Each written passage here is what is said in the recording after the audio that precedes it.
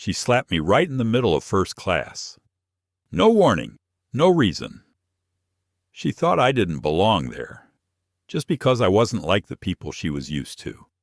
But my silence resonated further than any scream could.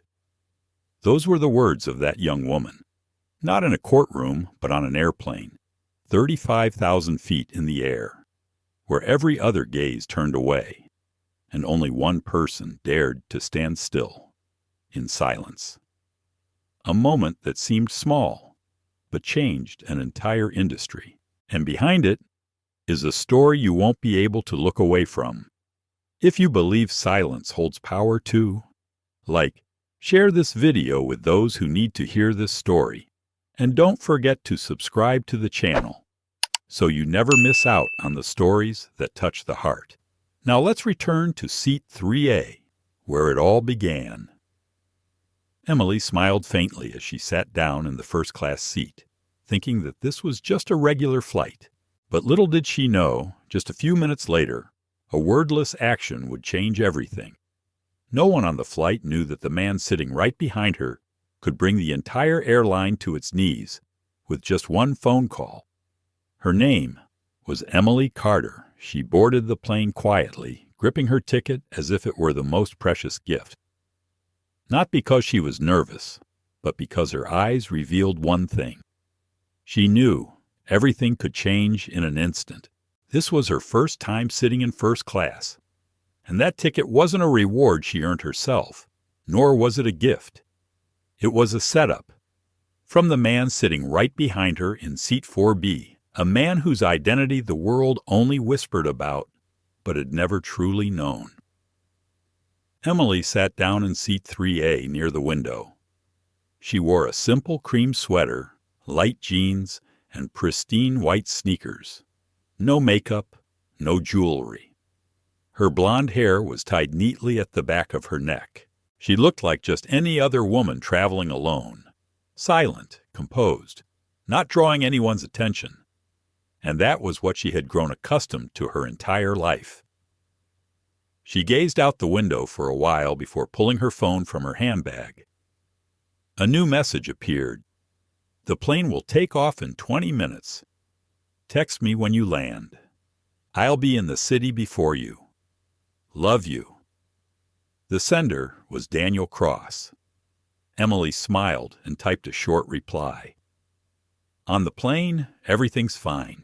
She didn't mention that Daniel was sitting right behind her. That was their agreement. Discreet, no attention drawn, just a normal flight. She put her phone away and opened the book in her lap. But she hadn't read more than 2 lines when a cold voice sounded beside her. "Excuse me." Emily looked up. A flight attendant stood beside her, her uniform perfectly pressed, her name tag reading, Lena Moore. Lena's posture was rigid, her voice professional, but her eyes were as cold as ice. "I need to see your ticket." Emily blinked, slightly confused. "Is something wrong?" "Just need to verify," Lena replied, her voice louder than necessary. Emily nodded slowly and handed over her ticket. "Seat 3A." Lena looked at the ticket, then at her, and then back at the ticket again. "This is a first-class seat," she said flatly. "Are you traveling alone?" Emily raised an eyebrow slightly. "Yes, I'm traveling alone." Lena exhaled through her nose, as if trying to hold on to her patience. "Stand up for a moment, please." "Sorry, I need you to leave your seat. We will check again." Emily remained seated. "Is there a problem with my ticket?" Lena didn't answer. No warning, no hesitation. She suddenly swung her hand and slapped Emily across the face. A sharp slap echoed throughout the first-class cabin. Every eye turned immediately. Emily jerked, her head tilting to the side. She said nothing. Her hand slowly went up to her cheek, where it burned. The shock came before the pain. She opened her mouth as if to say something, but no words came out. Lena stood there, lips tight, her gaze disdainful. "I told you to stand up. You don't belong here." A man dropped his coffee cup. A woman across the aisle gasped, but no one spoke. No one intervened. Even the other flight attendants stood frozen. And in seat 4B, Daniel Cross slowly lowered the newspaper he had been holding. He had seen everything. His eyes were still, dangerously so, still enough to tear the sky apart. Emily still didn't move. The pain on her cheek hadn't subsided, but what kept her from standing wasn't the slap. It was the humiliation. It was the silent gazes of the onlookers. They had seen it all, every single one of them, but no one said anything. Not the man sitting in seat 2C, who couldn't stop staring. Not the older woman in seat 1A, who hurriedly turned her face away. No one. Lena still stood there, arms crossed, as if challenging her. "Don't make this harder than it needs to be," she said, her voice low like a growl. Emily blinked. "I have a valid ticket." "I don't care," Lena snapped. "Either you leave this seat right now, or I'll call security before the plane takes off." Emily's chest tightened. Her intuition told her to resist. But she didn't. Not yet. It wasn't the time. She nodded silently, grabbed her handbag, and stood up. Each step felt like a weight pressing down on her pride. She didn't let Lena see her falter. She walked down the aisle, passing cold stares, heads turning away. Seat 18C was empty. That's where she sat down, back in economy class. No one noticed the phone in her bag that just gently vibrated. The phone vibrated softly in Emily's handbag, pressing against her thigh. She took a deep breath, silently pulling it out, her fingers trembling as she typed each word. "She slapped me, in front of everyone. I'm sitting in the back." She hit send. In seat 4B, Daniel Cross felt the vibration in his hand. He opened the message and stared at the screen a little longer than usual. His jaw clenched. He looked up, his eyes moving toward Lena Moore, who had just returned to the front cabin, laughing with a colleague as though nothing had happened. Daniel said nothing, no reaction. He simply took a deep breath and opened his phone again. His next move would be silent, but it would be precise, down to the smallest detail. In economy class, Emily sat up straight in the narrow seat, her legs pressed up against the row in front of her, a brutal contrast to the spacious first-class cabin she had just been dragged out of. She stared straight ahead, her hands gripping the armrest. Her cheek still burned, not just from the slap, but from the silent humiliation it had brought. What had she done wrong? She had a valid ticket. She had followed all the procedures. Yet she was treated like an intruder. Around her, passengers in economy class were still boarding, stowing their luggage, chatting cheerfully. No one knew what had just happened in the front cabin. She wanted to scream, but instead, Emily opened her handbag, took out her phone. A message from Daniel had arrived first. "What flight number?" She typed quickly. "Flight 88. "Why?" The response came almost immediately.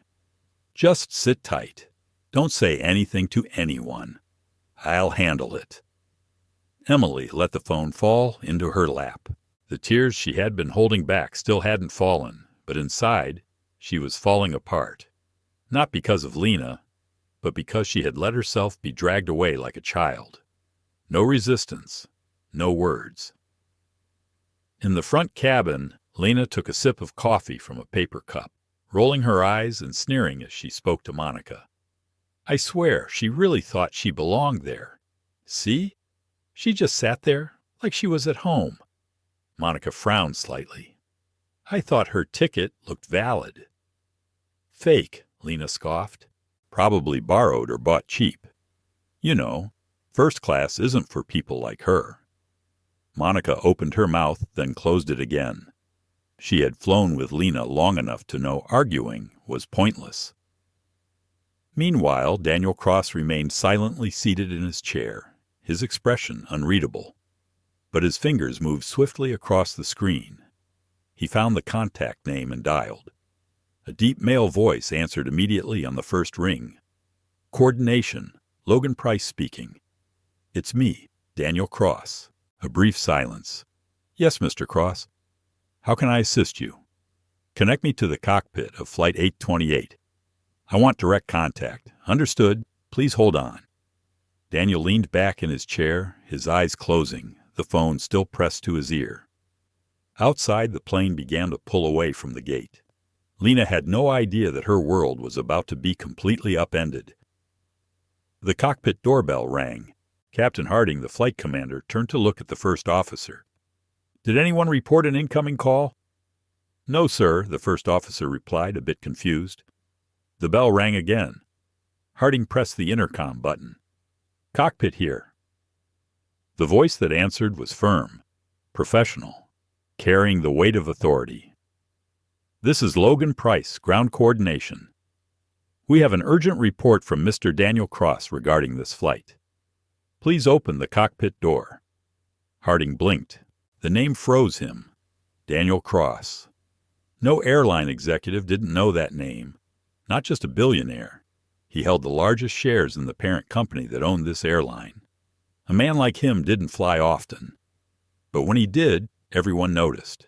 And if he was on this flight, it meant something extremely serious was happening. Harding extended his hand, entering the emergency door code. Moments later, the phone in the cockpit lit up. A secure call appeared on the screen. Logan Price's face appeared, emotionless. Captain, he said, we've received a report about a serious incident in first class. A passenger, Mr. Cross's companion, was unjustly moved. Please verify this immediately before takeoff. Captain Harding opened the passenger list. Seat 3A, Emily Carter. Note, invalid ticket, moved to economy by the head flight attendant. Did you check the ticket with ground control? Logan asked sharply. Not yet. No entry in the procedure log. Logan sighed. Stop the taxi. Instruct the crew to return Ms. Emily Carter to her original seat immediately. The first officer was surprised. We've already been cleared for the runway. Doesn't matter, Logan clarified. Direct order from Mr. Cross. He's sitting in seat 4B. Captain Harding's eyes widened. He's on the plane. You didn't know? Harding paled. No one reported anything. Now you know, Logan said firmly. Fix this immediately and tell the head flight attendant that she will have to report to operations when we land. The screen went black. Captain Harding sat still for a few seconds before turning to the first officer, his voice dropping. Call the head flight attendant into the cockpit. Now! Captain Harding leaned back in his chair, his face frozen. After a moment, he reached for the internal switch. Head flight attendant to the cockpit immediately. Up front, Lena Moore was pouring coffee. When the call came through, she raised an eyebrow, as if not particularly concerned. But when she stepped into the cockpit and saw the expression on Captain Harding's face, her confidence began to crack, like a mirror being lightly tapped. She entered the cockpit with the familiar posture, chin slightly raised, hands neatly clasped behind her back. But as the door closed behind her, the small space seemed to grow heavy, suffocating. For the first time in her neat, disciplined career, Lena felt something unfamiliar spreading slowly in her chest. Fear. Captain Harding didn't speak right away. He simply stared at her for a long time, his gaze seeming to ask if she was worth wasting his breath on. Then his voice finally broke the silence, deep and cold. Would you like to explain yourself? About why a first-class passenger with a valid ticket was removed from her seat without any official verification? Lena blinked, trying to keep her voice steady. Sir, the girl sitting in 3A didn't seem to fit. She didn't answer clearly when I asked about the ticket. I just wanted to handle it quickly so we wouldn't delay the flight. Did she resist? No, sir. But did she show the ticket? A pause. Yes. But she was alone. She didn't look like someone who would be in first class. Captain Harding leaned forward, speaking slowly. Didn't look like someone who belongs in first class. Lena swallowed hard, her throat dry. She wasn't carrying anything luxurious. Didn't seem like the type of person you usually see in the front cabin. I had doubts and reacted quickly to maintain order. You slapped her. The statement cut like a blade. Not a question. An affirmation. Lena's eyes widened, stammering. Sir, You assaulted a passenger, without reason, without procedure, without verification from the crew or ground control. He pointed to the screen beside him. Her name is Emily Carter. She had every right to sit in seat 3A. And do you know who is sitting right behind her? Lena went silent. Daniel Cross, Harding said, his voice sharp as steel. Her companion. The largest shareholder in this airline. And you just assaulted his partner. In front of the entire cabin. The air seemed to be sucked out of the room. Lena's legs suddenly lost their strength. I didn't know, she whispered. That's the problem, Harding replied. You didn't ask. You didn't check.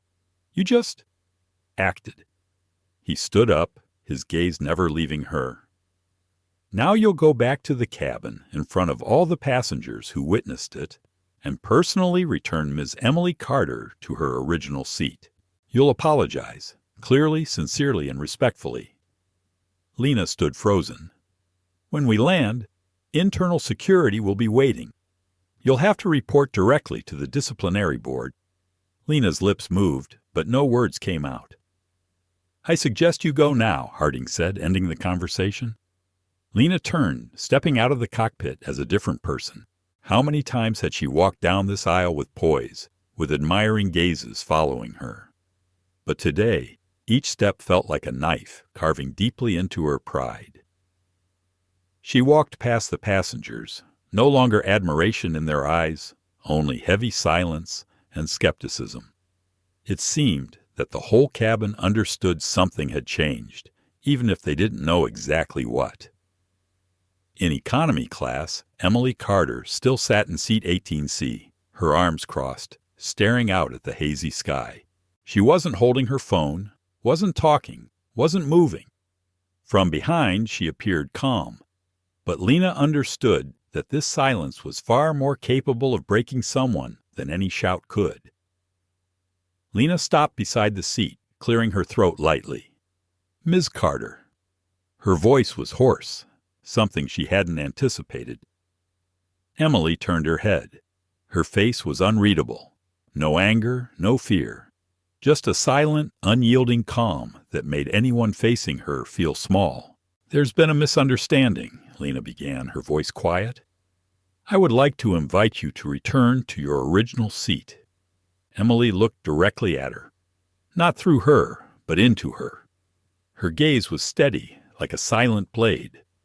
A misunderstanding, she asked, her voice so calm it was almost unbelievable. Lena nodded unnaturally. There was a mistake in the verification. You slapped me, Emily interrupted, her voice not loud, but enough to make the entire cabin fall silent. All conversation stopped. Passengers around turned their heads. Lena's face flushed red. Yes. I realized that was a mistake. A mistake, Emily repeated, as if weighing each word. Lena nodded again, her voice like a rehearsed apology. I sincerely apologize. I shouldn't have done that. I want to make it right. Emily still didn't stand up. Her hands were neatly placed in her lap, her legs crossed, sitting firmly. And why do you think I don't belong in first class? The question was soft, but it weighed like a stone on the chest of the one hearing it. Lena tried to speak, but her mouth opened and closed in the suffocating air of the cabin. You have the same ticket class, the same seat as everyone else, but only you were checked. Emily looked directly at her, her voice calm but firm. I have a ticket. I'm sitting in the right seat, but I'm the only one who was suspected. Why? Lena lowered her head, her voice catching in her throat. I misjudged. That's all. Emily didn't respond immediately. She just looked at her, a deep, long gaze, as if letting her eyes speak everything. Then slowly she bent down, picked up her handbag, and stood up. She wasn't angry. She didn't make a scene. Because in that moment, the power lay in the silence, in the dignity upheld, and in letting the truth reveal itself. As she stepped out from the row of seats, she paused for a moment. "Don't apologize because of who he is," Emily said softly. "Apologize for what you did." And with that, she walked away, heading toward the front of the cabin, each step sending a clear message. This time, no one looked away. No one pretended not to see. They watched her as if they had just witnessed something important that no one had words to name. Daniel Cross stood up as she approached. He said nothing. He didn't need to. He simply took her hand gently, helping her sit back in the seat. His hand lightly brushed against her cheek, the place where the mark of the insult had once been. Emily nodded quietly, just enough to say, "I'm fine, and I'm back." Lena walked behind, slower, more confused, no longer knowing where to stand, no longer knowing where she belonged. Emily sat down, placed her handbag beside her, adjusted the tray table as if nothing had happened. She didn't look at Lena. She didn't say anything more. And that silence was the most complete answer. Lena turned and returned to the service area. The sound of her footsteps was much softer now, not out of politeness, but because she was trying not to collapse. For the first time in her career, Lena realized she no longer controlled anything. In the service area, Lena leaned against the cold metal counter. She gripped the edge of the counter as if it was the only thing keeping her upright. Her breath was shallow, her mind a mess.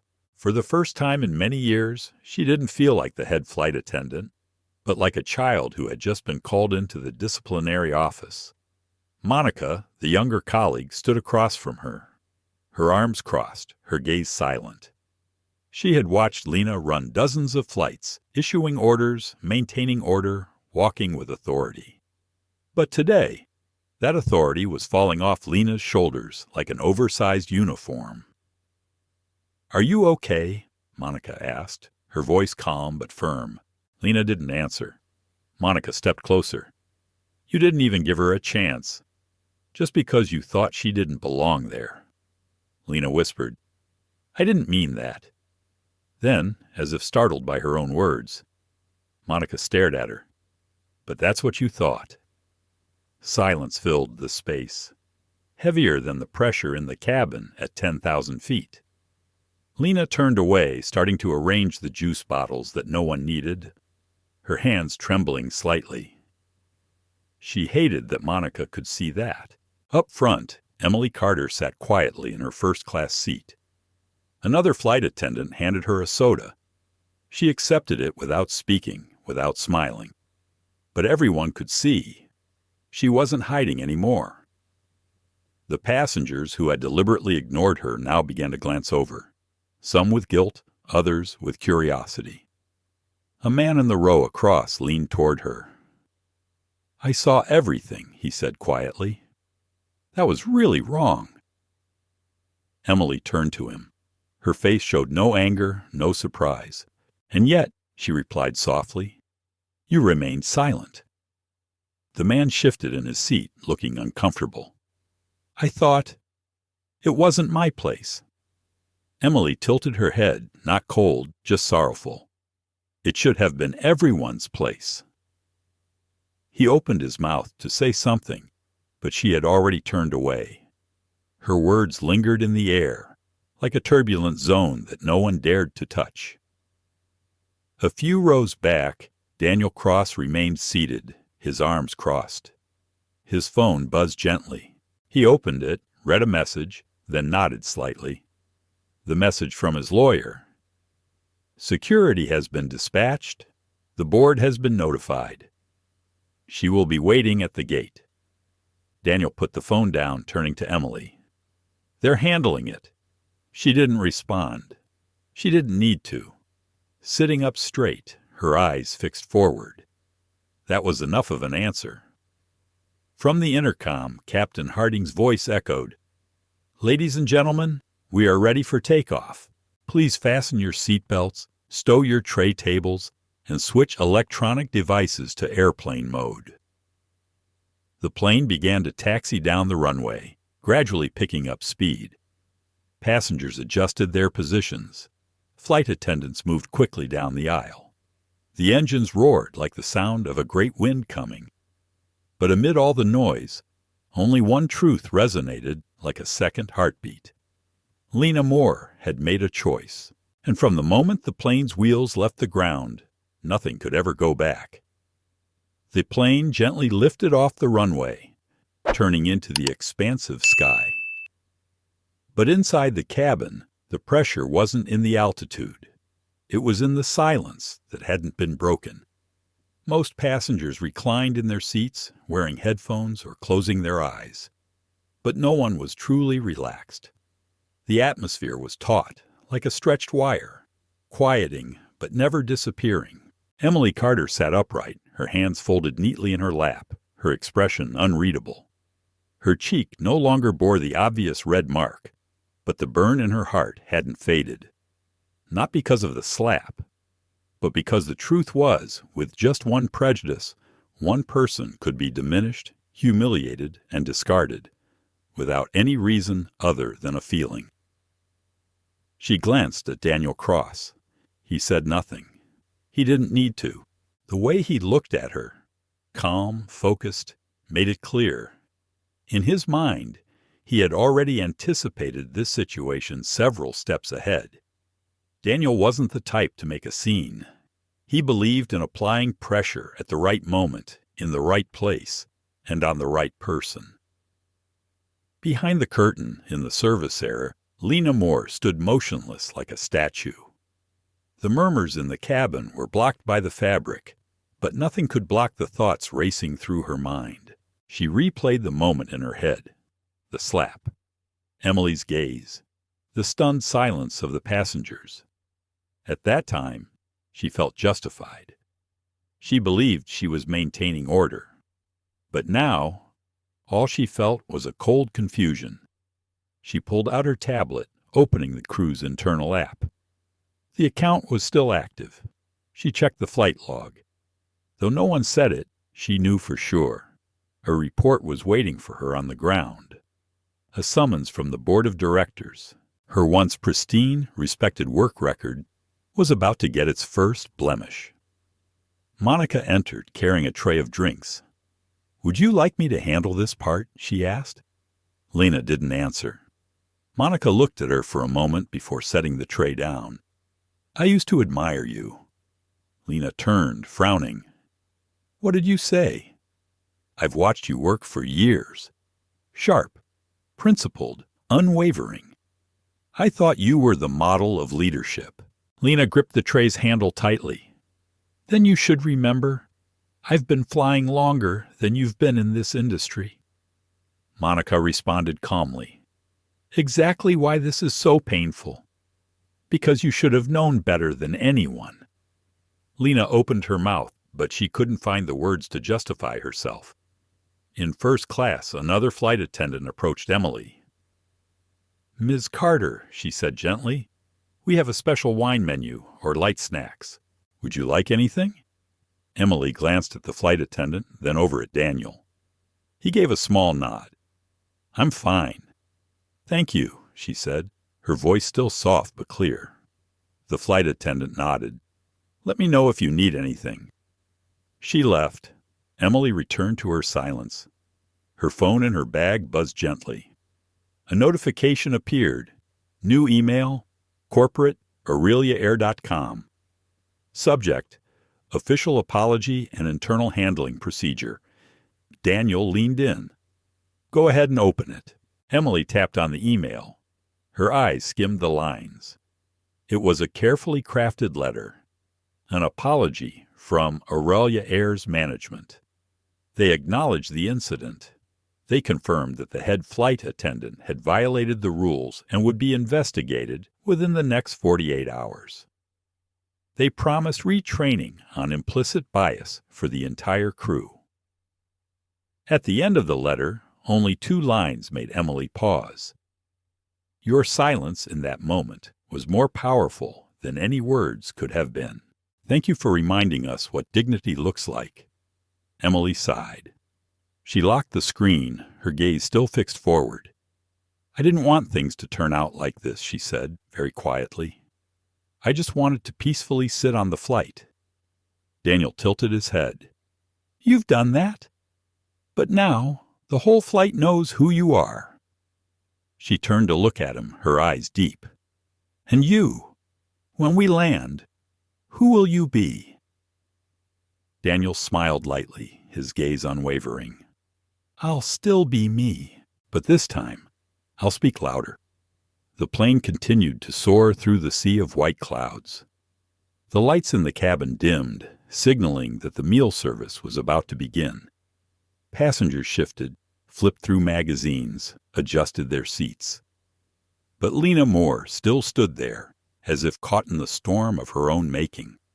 She stared at the drink cart, as if it could somehow help her escape everything. But deep in her mind, she knew. When we land, the woman she slapped would no longer just be a passenger.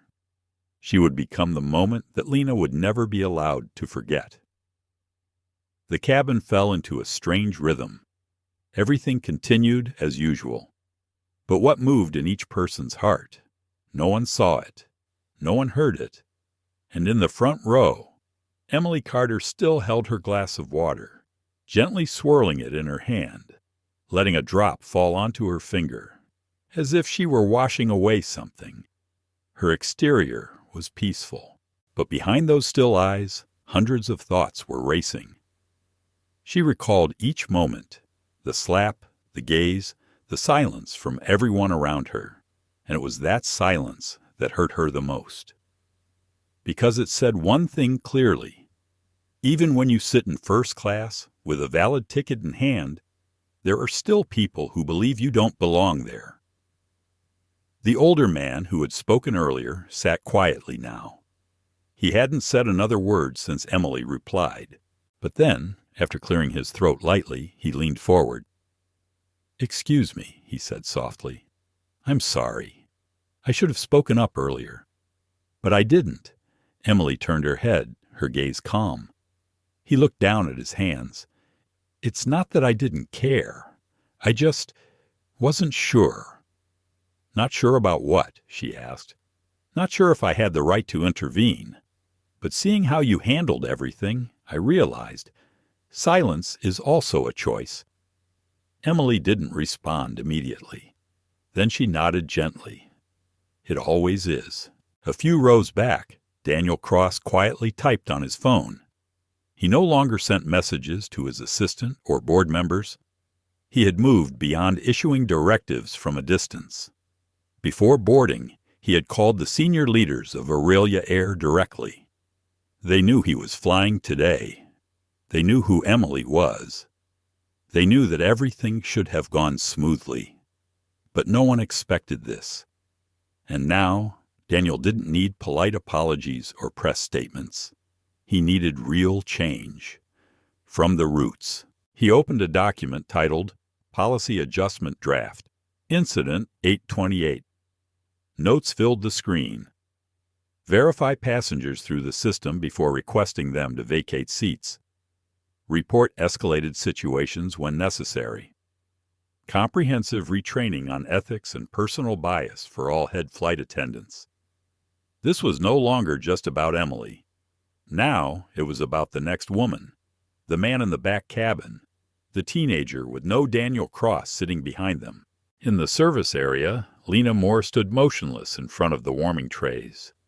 Her eyes stared blankly at the temperature indicator, but her mind was lost in a maze of emotions. She had faced dozens of difficult passengers, drunken executives, arrogant politicians, rude celebrities. But she had always kept control. Until today. Lena justified herself. Emily looked out of place, silent, hesitant, not like a first-class passenger. She acted quickly, too quickly, and when she remembered Emily's gaze, still determined, unshaken by the apology, she understood. This wasn't a misunderstanding, not a procedural mistake, not protocol. It was her. Now each time a crew member walked by, Lena felt as though they were whispering about her. Maybe they knew. Maybe everyone knew. The first officer didn't look at her when he left the cockpit. Monica no longer met her gaze. It was the silence from her colleagues that now weighed on her more than the first-class seat. Lena opened the passenger list compartment and pulled out the sheet. Her eyes scanned each line. 3A, Emily Carter. No notes, no warnings, no annotations. Just a name, a person who should never have been touched. The intercom crackled to life. Captain Harding's even voice. "Ladies and gentlemen, we will begin our descent. Please fasten your seat belts and return your tray tables to their upright positions. Thank you for flying with Aurelia Air." Emily fastened her seat belt, still saying nothing. She looked out the window. Below, the city's horizon began to emerge, faintly visible through the thin veil of clouds. Daniel Cross leaned in and spoke quietly. "They're waiting for you at the gate." Emily turned to him. "Who's waiting?" "Her." Daniel nodded slightly. "And they're waiting for you."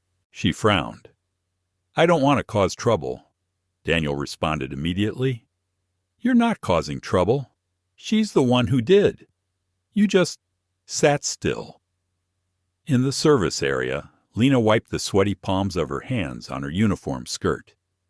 She saw her reflection in the stainless steel cabinet door, and for the first time, she didn't recognize the woman looking back. That woman once had power, once ruled the cabin, once was respected. Now, she stood on the edge of losing it all. The plane descended. Seat belts were fastened. Tray tables were stowed. Phones were put away. For most passengers, this was a regular landing. But not for Lena, not for Emily, not for Daniel. And in the service area, Lena stared at the flashing seatbelt light. It was like a signal just for her. Everything was about to change. And there was no turning back. Over the years of working, every time Lena Moore faced a difficult passenger, she managed to hold her ground. But this time, she was the problem.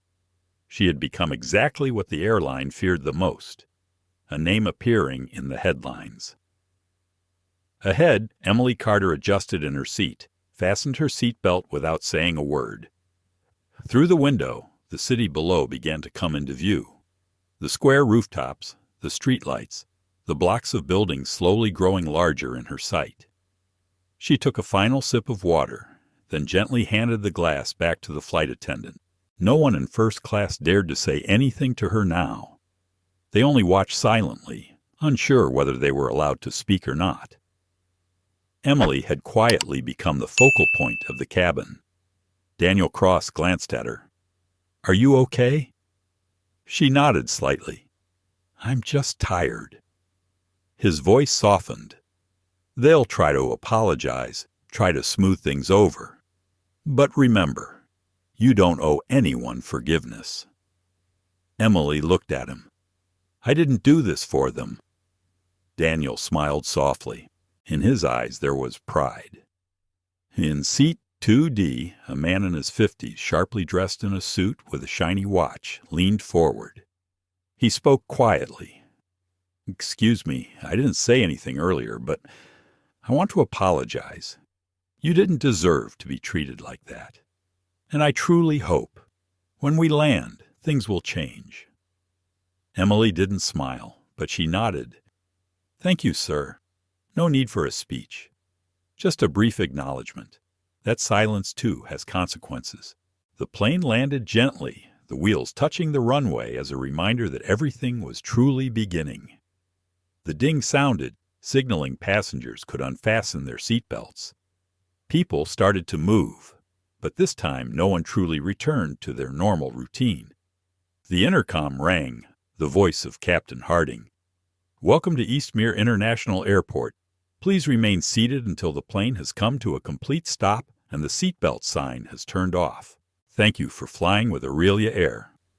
Up front, 2 crew members moved discreetly toward the door. Lena Moore saw them from the service area. They didn't speak, just stood there, waiting. One of them, the head coordinator, held a folder with her name printed in bold on the cover. Moore, Lena. And then she saw them, 2 men in black suits, standing just outside the door to the jet bridge. One wore an airport security badge. The other had the airline's executive access lanyard. Lena gasped. Emily saw them too. She simply looked down, saying nothing. She didn't need to. Daniel glanced at his watch. "They're early," he whispered. The plane came to a full stop. The ding sounded again, signaling it was time to get up. But this time, the disembarking would not be like any flight before. The door opened. A cool breeze from the airport flowed in. Then a voice rang out, not loud, but sharp as a knife. Head Flight Attendant Lena Moore. Lena froze. Her name had never sounded so clear, and never so final. The man with the black badge stepped forward. "Please follow us." A murmur spread among the passengers. Some turned their heads, a few gasped, some just watched. Lena stood up. Her face paled. Her shoulders, once a symbol of authority, now sagged under the weight of the cabin. She walked down the aisle. Her eyes briefly glanced at Emily. Emily didn't nod, didn't smile, didn't show malice. She just looked, and it was that gaze, quiet, composed, unspoken, that delivered the heaviest blow. Lena walked on, not with the stride of a leader, but as one who had just been stripped of all power. Each row of seats she passed served as a reminder that power could disappear in an instant, with just one wrong move. Some passengers leaned away as if afraid she might touch them, not out of anger, but because failure is contagious. Daniel and Emily remained seated, silently. They didn't need to do anything more. As Lena disappeared into the jet bridge, the entire cabin seemed to release an invisible weight. Emily stood up. She grabbed her bag, adjusted the strap. Daniel stepped up beside her. "Ready?" she replied. "I've been ready since the slap." And they walked out, not hurriedly, not arrogantly. Just 2 people holding on to their silence, but leaving behind a resonating echo like thunder. The bright lights of the airport swept across Lena Moore's face as she stepped off the plane. But those lights weren't there to welcome her. They were the lights of exposure. No place left to hide, no title to cling to. She passed familiar faces, airport staff who had once wished her a happy birthday on a night shift, crew members she had trained, even security staff who had shaken her hand after she skillfully handled a tricky situation. No one smiled. Some turned away. Some stared. Some already knew. The news spread fast at the airport, and this was no longer news. It was a slow-moving collapse. Lena was escorted through a side door, the VIP and executive access path. But today, it was no longer a privilege. It was the path to judgment. At the end of the frosted glass hallway, 2 people were waiting. A woman in a dark blue blazer with the airline's logo. A man in a suit holding a thin file. They didn't stand up. The room was frighteningly silent. No greetings, no handshakes. The man in the suit looked up. "Ms. Moore," he said coldly, "please take a seat." Lena Moore walked in slowly, sitting down in the chair as though afraid it would collapse under her. She placed both hands tightly on her lap, like a child waiting to be scolded. The woman across from her opened a thin file, her voice hard, professional, and devoid of any emotion. "This document summarizes the entire incident on Flight 828. You are under investigation for forcibly removing a first-class passenger from her seat without authorization, using unapproved force, and committing a severe breach of flight procedures." Lena swallowed hard. Passenger Emily Carter had a valid ticket but was moved to economy class without reason, and no official verification was made. She opened her mouth to speak. "I understand this looks like—" The man raised his hand to cut her off. "This is not the time for explanations, Ms. Moore. This is the time to listen." Lena lowered her head. Her fingers clenched into the fabric of her uniform. The woman continued, "You were instructed by the captain to return the passenger to her seat and offer a public apology. But you did so reluctantly. The shift supervisor's report confirms that you used dismissive language, even after admitting your mistake. Additionally, security footage from the cabin corroborates the incident." The man leaned forward. "I'll ask directly. Do you deny that you slapped her?" Lena tried to swallow, but found it difficult. Her voice trembled. "No, I don't deny it." The room fell into silence. The woman placed the file down on the table.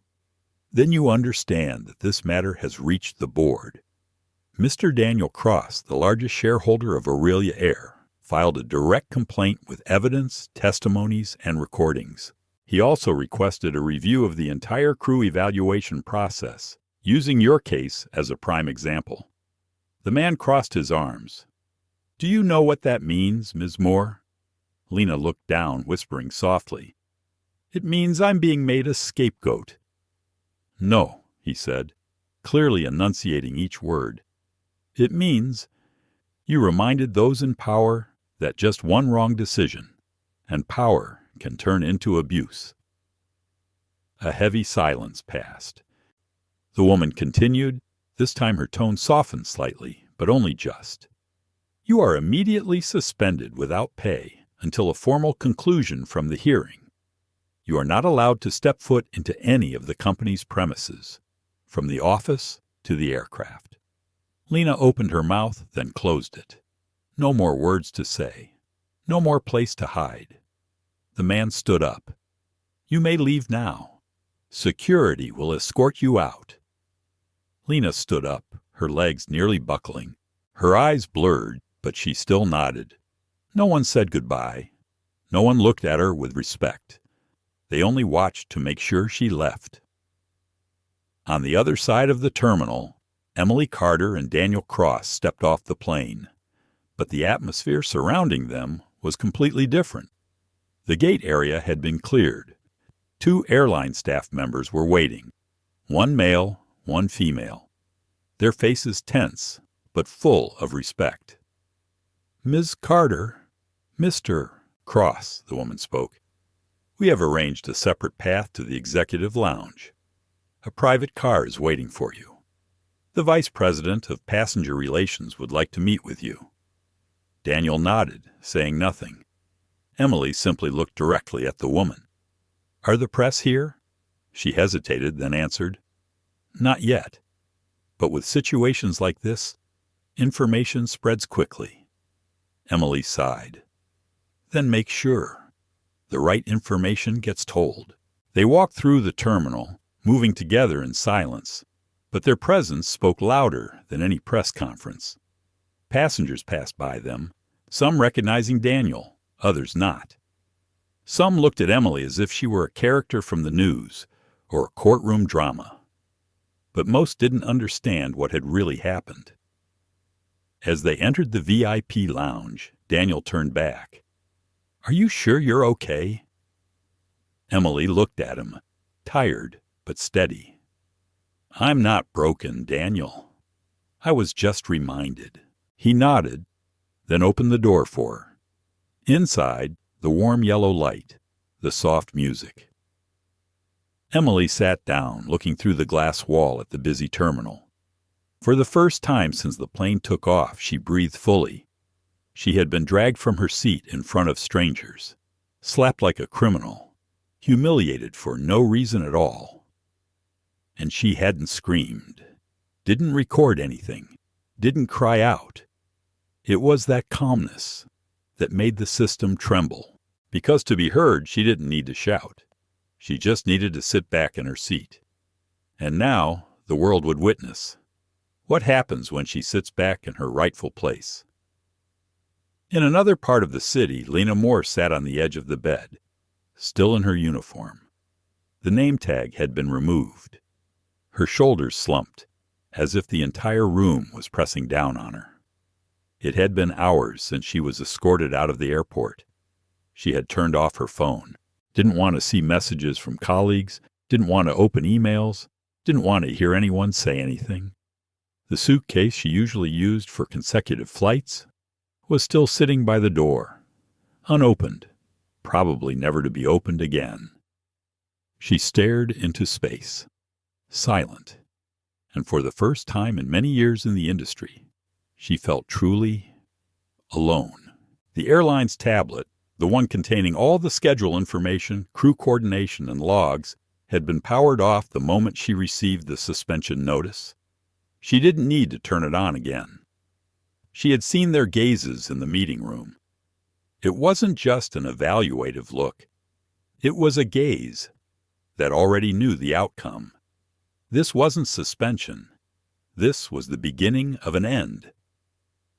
She stood up, her hand shaking slightly as she poured a glass of water. Every sound in the apartment felt amplified, and she hated it.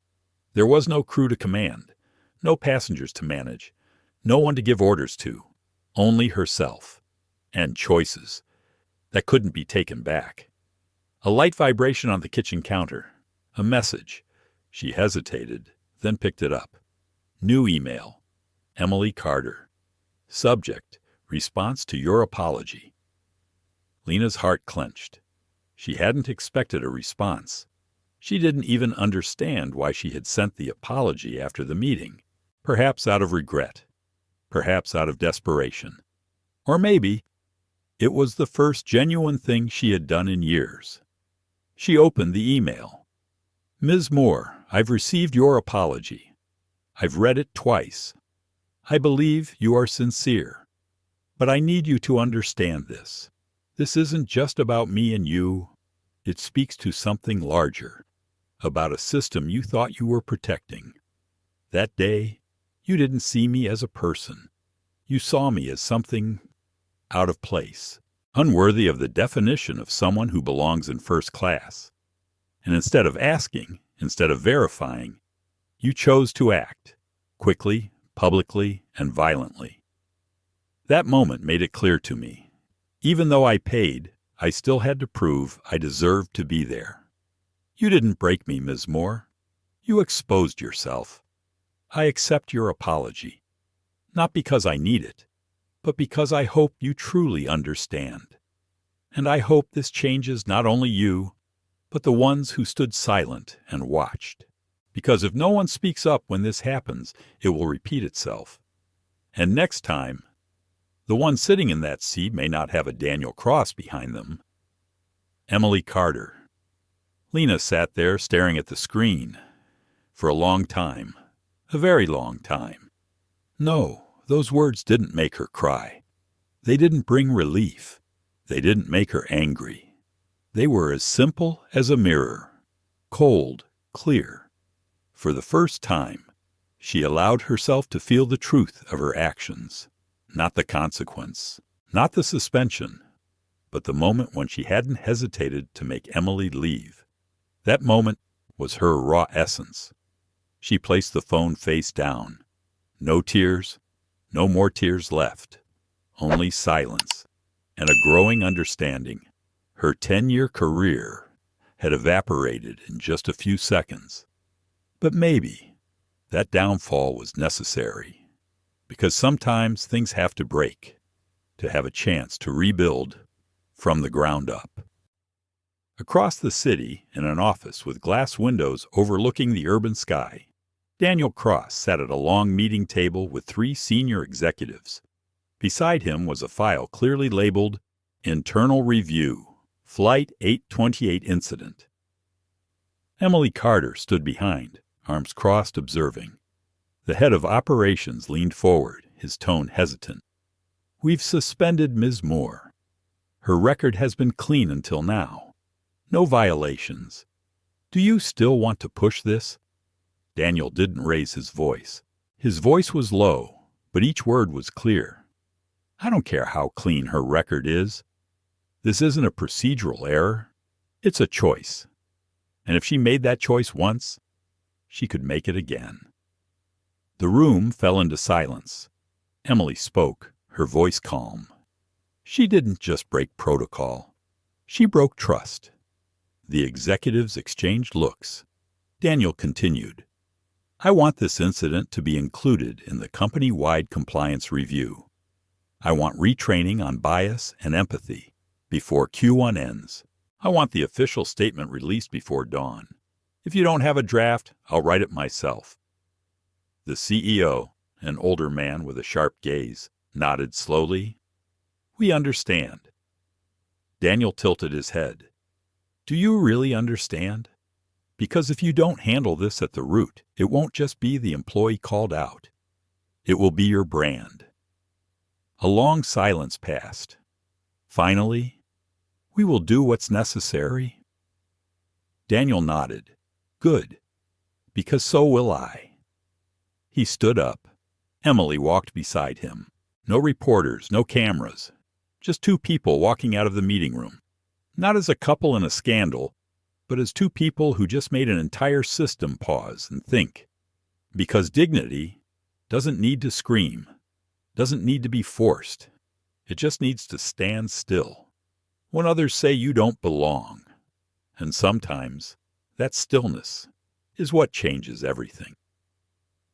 Emily didn't need to read the news.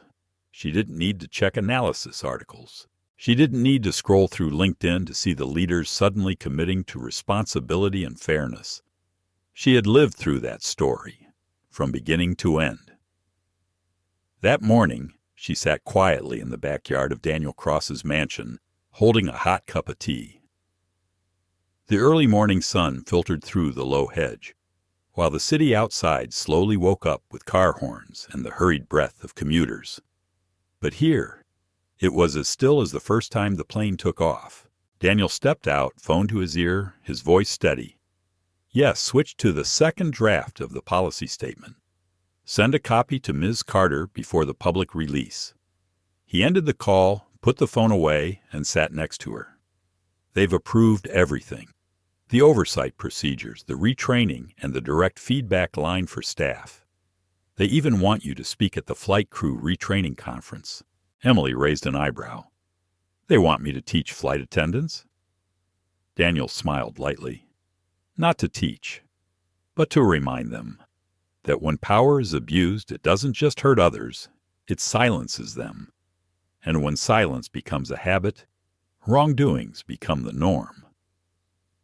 Emily looked down at her cup, her palm resting gently on the warm ceramic. "I didn't mean to do this. I didn't say much." "That's exactly why it worked," Daniel replied.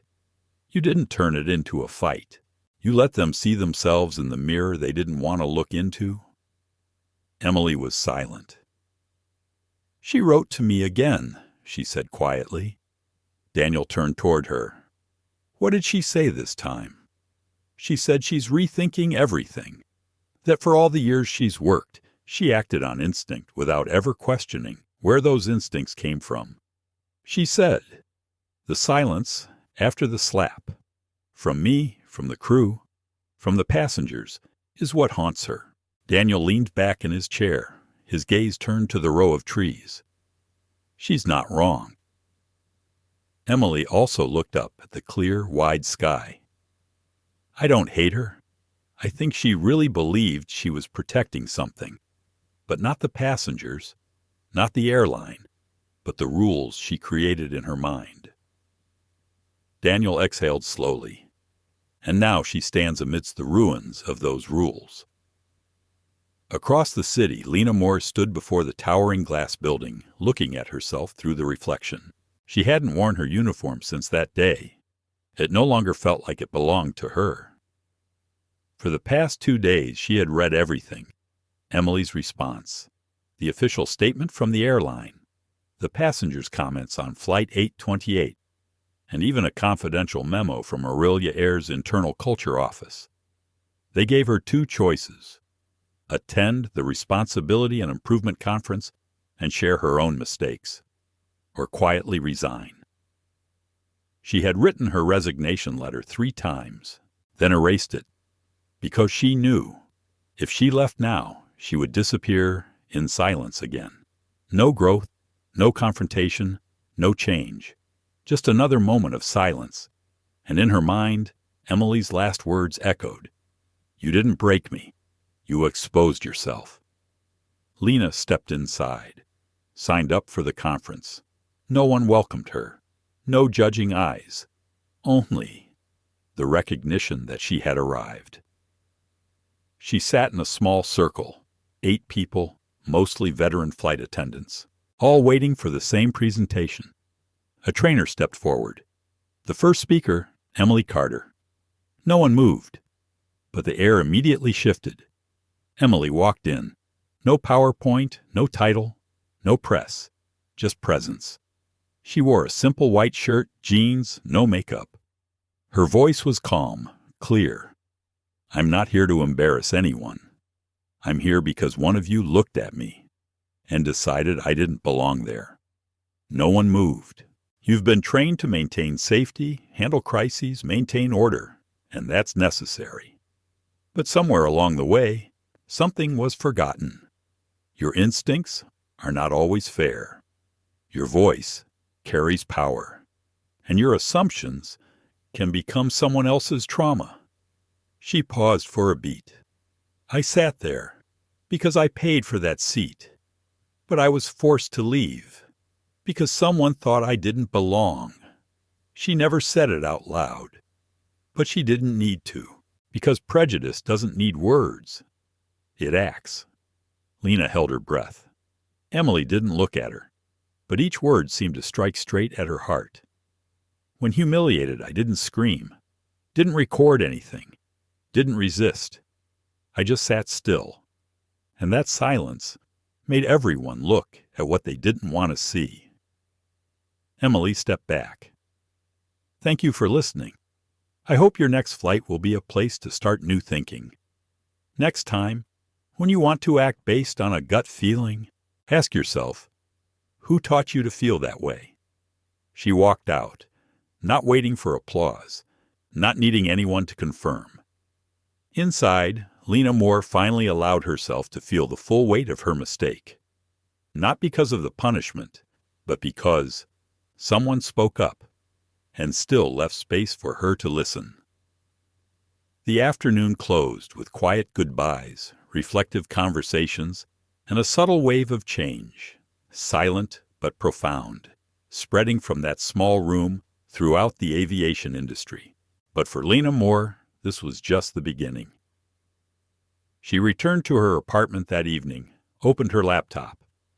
Not to read the news, not to respond to emails, but to open a blank document. No one asked for it, no one assigned it, simply a genuine need. To write down the things she had ignored throughout her career. The words didn't pour out in a rush. They trickled bit by bit. I was trained to maintain order at 35,000 feet. I knew the evacuation procedures by heart, each step of sealing the emergency doors, each word to calm crying children in mid-flight. I once soothed a drunken businessman with nothing more than a fire blanket and a firm voice. But no one taught me to question my assumptions. No one ever asked, who are you really protecting when you make decisions this quickly?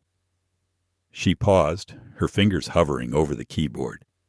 I used to think power meant respect, but sometimes it's just the ability to humiliate others and call it procedure. That line lingered for a long time on the screen, longer than when the computer's light eventually went out, and the room sank into darkness. Across the city, a black car stopped in front of the glass headquarters of Aurelia Air. The towering building's windows reflected the horizon like an invitation to the future. Emily Carter stepped out of the car, her steps firm on the marble floor. She didn't need to appear strong, because she didn't need to prove anything anymore. She wasn't here to be recognized. She was here to repair. At the top floor meeting room, a new session was about to begin. On the large screen behind the chairman's desk, the white text stood out against the dark background. Understanding, service, respect. That was the name of the airline's new customer experience reform initiative. Emily, no longer the victim of a viral story, was now the lead advisor for the Customer Experience Reform Project. The senior leaders walked in one by one, each with their own expression, some curious, some hesitant, others embarrassed, recalling their own attempts to sweep the incident under the rug rather than learn from it. But no one dared pretend any more. Emily sat next to Daniel Cross, opening the thin leather folder filled with notes, policy proposals, customer interaction scripts. No introductions needed, she began.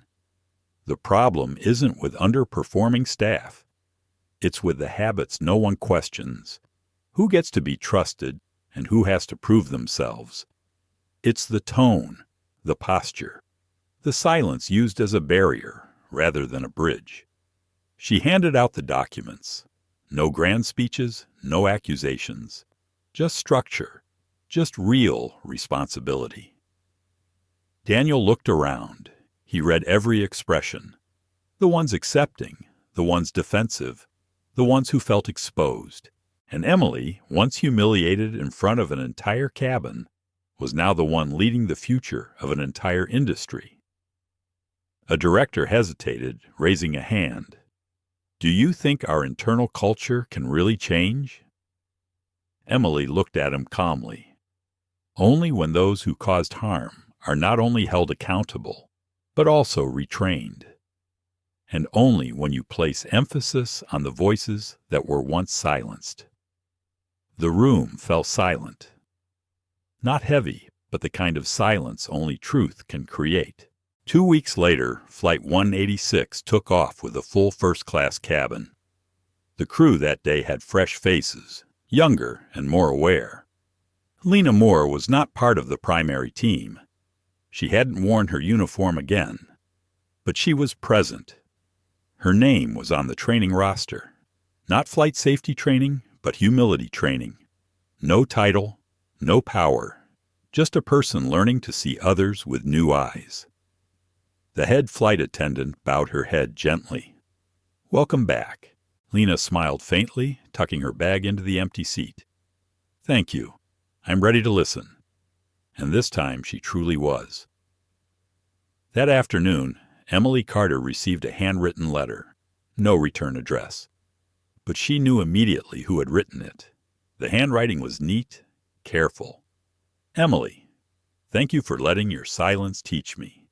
And for letting your voice remind me that I was wrong, not just in my actions, but in the way I had defined my entire role. I once thought maintaining order meant removing discomfort, but now I understand. Sometimes it's the discomfort that needs to be preserved. You've given me that, and somehow you've also given me space to grow from it. If one day you board a flight I'm working on, I hope the welcome you receive will reflect what I've learned in the end. Lena. Emily placed the letter on the table. No tears, no smiles, just a gentle nod, as if closing a chapter, long, painful, but necessary. Because this was never just about being seen. It was about what people will do once they've truly seen you. The evening closed with soft goodbyes, thoughtful conversations, and a quiet wave of change. Subtle but profound, spreading from that small room throughout the entire aviation industry. But for Lena Moore, this was just the beginning. That night, she returned to her apartment and opened her laptop, not to read the news, not to answer emails, but to open a blank document. No one asked for it, no one assigned it, just a genuine need to write down the things she had always ignored throughout her career. The words didn't pour out in a rush.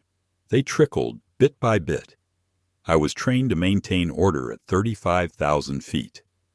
I knew the evacuation procedures by heart, every step of sealing the emergency doors, every word to calm crying children mid-flight. I once soothed the drunken businessman with nothing more than a fire blanket and a firm voice. But no one taught me to question my assumptions. No one ever asked, "Who are you really protecting when you make decisions so hastily?" She paused, her fingers hovering over the keyboard. I used to think power meant respect, but sometimes it's just the ability to humiliate others and call it procedure.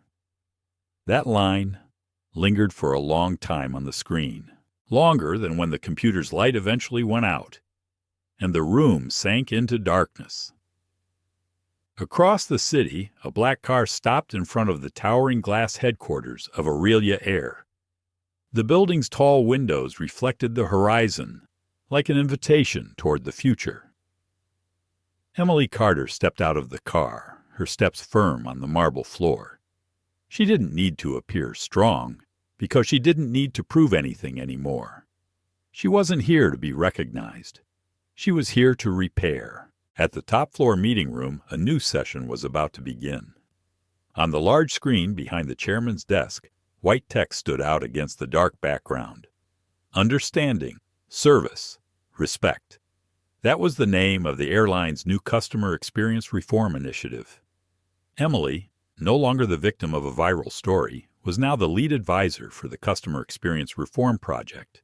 The senior leaders walked in one by one, each with their own expression. Some curious, some hesitant, others embarrassed, recalling their own attempts to sweep the incident under the rug rather than learn from it. But no one dared pretend anymore. Emily sat next to Daniel Cross, opening the thin leather folder filled with notes, policy proposals, customer interaction scripts. "No introductions needed," she began. "The problem isn't with underperforming staff. It's with the habits no one questions. Who gets to be trusted, and who has to prove themselves? It's the tone, the posture, the silence used as a barrier rather than a bridge." She handed out the documents. No grand speeches, no accusations, just structure, just real responsibility. Daniel looked around. He read every expression, the ones accepting, the ones defensive, the ones who felt exposed. And Emily, once humiliated in front of an entire cabin, was now the one leading the future of an entire industry. A director hesitated, raising a hand. "Do you think our internal culture can really change?" Emily looked at him calmly. "Only when those who caused harm are not only held accountable, but also retrained. And only when you place emphasis on the voices that were once silenced." The room fell silent. Not heavy, but the kind of silence only truth can create. 2 weeks later, Flight 186 took off with a full first-class cabin. The crew that day had fresh faces, younger and more aware. Lena Moore was not part of the primary team. She hadn't worn her uniform again, but she was present. Her name was on the training roster. Not flight safety training, but humility training.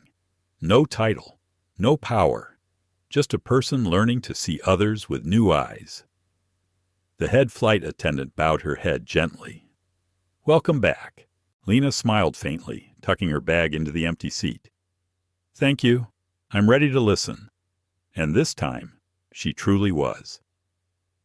That afternoon, Emily Carter received a handwritten letter. No return address. But she knew immediately who had written it. The handwriting was neat, careful. "Emily, thank you for letting your silence teach me, and for letting your voice remind me that I was wrong, not just in my actions, but in the way I had defined my entire role. I once thought maintaining order meant removing discomfort, but now I understand. Sometimes it's the discomfort that needs to be preserved. You've given me that, and somehow you've also given me space to grow from it. If one day You board a flight I'm working on. I hope the welcome you receive will reflect what I've learned in the end. Lena. Emily placed the letter on the table. No tears, no smiles, just a gentle nod, as if closing a chapter. Long, painful, but necessary. Because this was never just about being seen. It was about what people will do once they've truly seen you. Sometimes justice doesn't come with screams. It comes through a woman who stays seated amidst dozens of cold stares. She doesn't need to rise to be heard. It's her silence that makes the whole world stop. Because true change doesn't begin with apologies on paper, but with how we look at each other, with fairness. And perhaps, after today, you'll look at a stranger, a service worker, or even yourself, with a gentler gaze. If this story touched you, give this video a like to spread the emotion. Share your thoughts in the comments. We read every single one. And don't forget to subscribe to the channel so you don't miss out on stories that make your heart flutter. Thank you for staying until the end. See you on the next journey.